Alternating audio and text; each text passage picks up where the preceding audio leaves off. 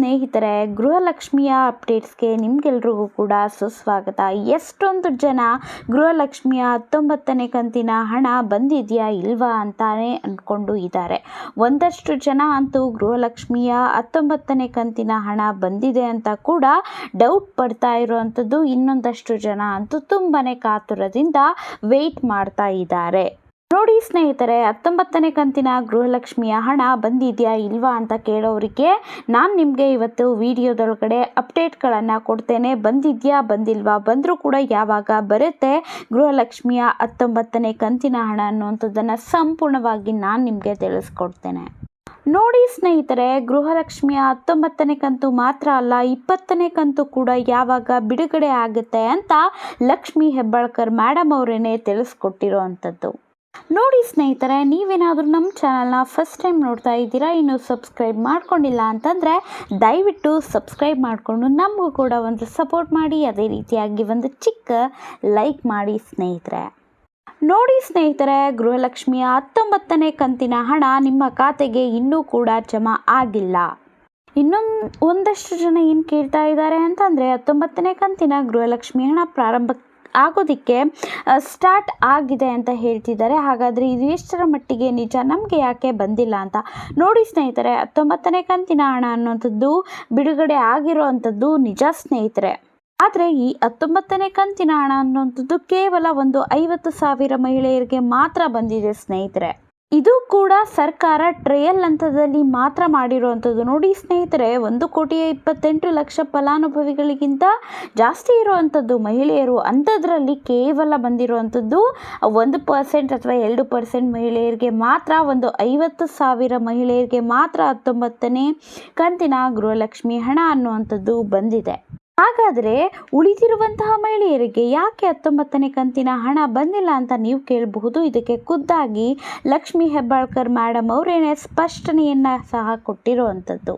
ನೋಡಿ ಸ್ನೇಹಿತರೆ, ಯುಗಾದಿ ಹಬ್ಬಕ್ಕೆ 18ನೇ ಕಂತಿನ ಗೃಹಲಕ್ಷ್ಮಿ ಹಣವನ್ನು ಜಮಾ ಮಾಡಲಾಗಿತ್ತು. ಆದರೆ ತದನಂತರ 19ನೇ ಕಂತಿನ ಹಣ ಏನು ಮಾಡಬೇಕಿತ್ತು ಅಲ್ವಾ, ಅದಕ್ಕೆ ಮುಂಚೆ ತಾಂತ್ರಿಕ ದೋಷಗಳು ಆಗಿಬಿಟ್ಟು 19ನೇ ಕಂತಿನ ಹಣವನ್ನು ಬಿಡುಗಡೆ ಮಾಡಿಲ್ಲ ಅಂತಂದರೆ ಜಮಾ ಮಾಡಿಲ್ಲ ಅಂತ ತಿಳಿಸಿರೋ ಅಂಥದ್ದು.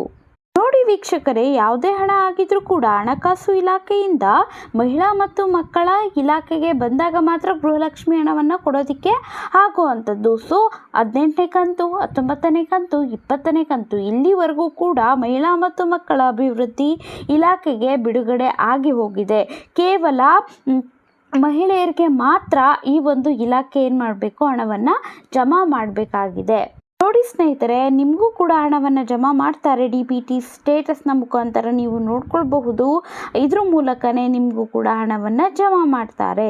ನೋಡಿ ಸ್ನೇಹಿತರೆ, ಲಕ್ಷ್ಮಿ ಹೆಬ್ಬಾಳ್ಕರ್ ಮೇಡಮ್ ಅವರು ಕೂಡ ಖುದ್ದಾಗಿ ಹೇಳಿದ್ದಾರೆ. ಯಾಕೆಂದರೆ ನೀವು ಕೇಳ್ತಾ ಇರ್ತೀರಾ 19ನೇ ಕಂತಿನ ಗೃಹಲಕ್ಷ್ಮಿ ಹಣ ಮತ್ತು 20ನೇ ಕಂತಿನ ಗೃಹಲಕ್ಷ್ಮಿ ಹಣ ಯಾವಾಗ ಬರುತ್ತೆ ಅಂತ. ಇದ್ರ ಬಗ್ಗೆ ಲಕ್ಷ್ಮಿ ಹೆಬ್ಬಾಳ್ಕರ್ ಮೇಡಮ್ ಅವರು ಕೂಡ ಖುದ್ದಾಗಿ ಹೇಳಿದ್ದಾರೆ.